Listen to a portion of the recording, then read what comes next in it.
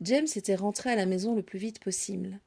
Il ne faisait aucun doute à ses yeux qu'elle s'y trouverait en larmes et furieuse, en train de lui emballer ses affaires le plus inélégamment possible, et ce, devant les enfants tant qu'à faire.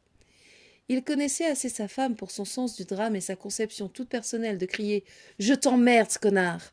devant leurs enfants.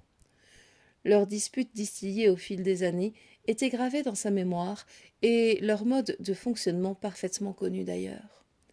Il ne savait pas encore ce qu'il allait lui dire. Il savait que son acte impardonnable, injustifiable, même si au moment où il le commettait, il lui paraissait être tout à fait raisonnable. Il devrait arriver à trouver les mots, un je m'excuse étant certainement trop futile. Quand il arriva devant chez lui, il fut surpris de remarquer que seule la faible lumière de la chambre de Louisa était allumée. Se pourrait-il qu'elle fasse comme si de rien ? En était-elle déjà à ce point dans leur couple qu'elle préférerait fermer les yeux sur cette liaison ? Il repensa à ses discussions d'autrefois quand il plaignait tous ces pauvres gens qui restaient ensemble pour la maison ou les enfants, fiers d'eux d'avoir construit quelque chose qui en vaille la peine, se promettant sur l'oreiller de ne jamais leur ressembler. Car oui, eux, qu'importe l'argent, préféreraient divorcer et être heureux et pauvres séparément plutôt qu'être riches et malheureux ensemble. L'apogée de la niaiserie des débuts d'une relation.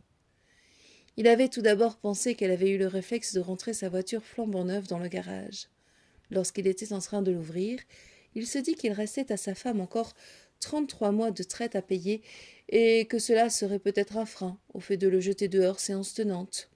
Il culpabilisa aussitôt d'avoir pensé à ça, mais en même temps, un coin de sa tête fit un rapide calcul de tout ce qu'elle devrait financièrement assumer si elle faisait le choix de divorcer. Peut-être que si, de son côté, elle avait réalisé ce calcul totalement ignoble, mais réaliste, avait-elle décidé de le laisser s'expliquer. Il fut surpris de ne pas voir la voiture dans le garage. Il entra chez lui. Cette maison qu'il avait rénovée pendant des années était devenue un foyer avec l'arrivée de leurs enfants.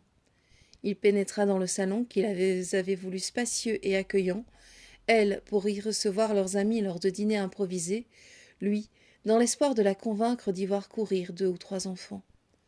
Son regard parcourut les quelques pièces qu'il pouvait apercevoir, et il monta directement, espérant la trouver dans leur lit. Ce lit en avait vu des disputes et des réconciliations, des sommeils bercés par une mélodie inventée, des livres accumulés soir après soir car son épouse espérait développer le goût de la lecture auprès de leurs marmots.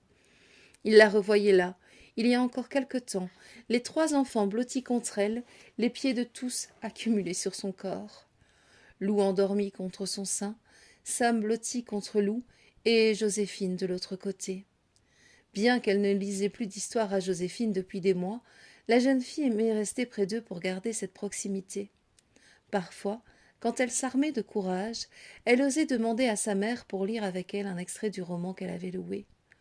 Lorsque Victoire ne la remballait pas sous prétexte de la fatigue, il voyait sa grande fille arborer son plus grand sourire pour ce oui qui aurait dû pourtant être si accessible. Ces moments de bonheur intense auxquels il n'était pas convié, mais qu'il aimait épier de temps à autre du coin de la porte. Ces moments que sa liaison avec Charlotte avait volés. Il prenait tout à coup conscience de toute leur importance. Non, il ne voulait pas partir. Après tout, pourquoi partirait-il? La maison était autant à lui qu'à elle? Non, il ne partirait pas. Elle aussi avait ses torts. On n'en vient pas à tromper sa femme sur un coup de tête. Ce n'était pas comme s'il avait prévu de la quitter pour une autre, laissant de côté de la sorte ses enfants 1 semaine sur 2. Il avait eu le courage de rester auprès d'elle malgré le poids des années, son caractère parfois difficile et ses remises en question perpétuelles. Il avait eu le courage de rester auprès d'elle et d'accepter toute cette part d'ombre qu'elle abritait. Il avait dû apprivoiser ces moments d'inexplicable tristesse qu'elle portait telle une croix. Oui, il avait fauté, mais c'était toujours savamment arrangé pour qu'elle ne se doutât un seul instant de la trahison qu'il commettait. Après tout, cela lui avait permis de rentrer plus régulièrement le sourire aux lèvres, plutôt qu'avec des pieds de plomb à l'idée d'entendre les cris des uns et les récriminations d'une autre. Ses pensées furent interrompues par le moteur d'une voiture entrant dans l'allée. Contre toute attente, il ne prit même pas la peine de regarder par la fenêtre et décida de s'asseoir tranquillement, de la laisser entrer et d'entendre ce qu'elle avait à dire. Peut-être que le fait d'avoir pris l'air avait calmé sa rage et qu'ils pourraient tous deux avoir une discussion constructive, nécessaire. La sonnette retentit.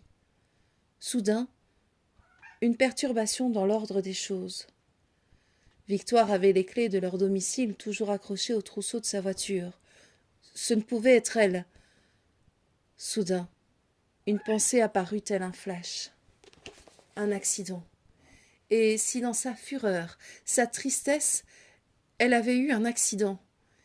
Il hésita un moment avant d'ouvrir la porte, priant que ce soit encore la voisine qui cherchait son chien, priant pour que sa femme, l'amour de sa vie, son âme sœur, soit derrière cette porte, car là, tout de suite, il en acquit la conviction. Il ne pouvait vivre sans elle.